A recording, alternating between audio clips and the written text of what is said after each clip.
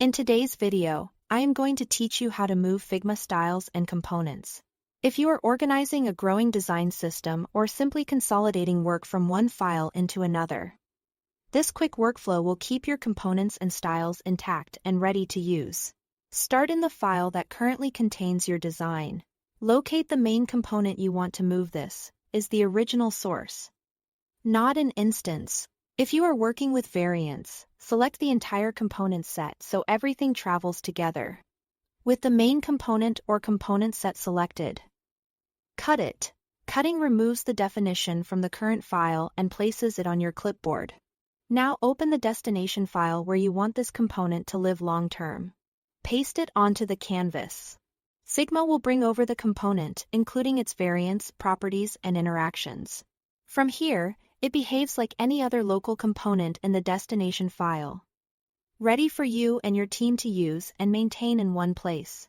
If you had instances of this component in the original file, remember that cutting moves the source, so plan accordingly to avoid breaking work in progress. Moving styles, colors, text, or effects follows almost the same idea, with one important setup step. First, deselect everything on the canvas.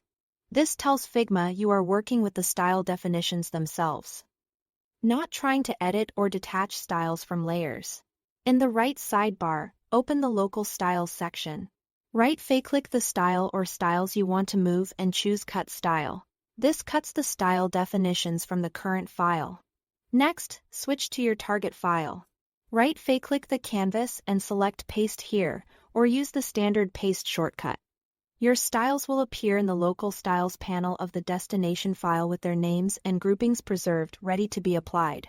Any components or frames you paste later that reference these styles will automatically recognize them if the names match. A few quick tips for a smooth move. Keep your naming consistent so teams can find things quickly after the transfer. Make sure you have edit access in both files, since cutting and pasting updates the source of truth.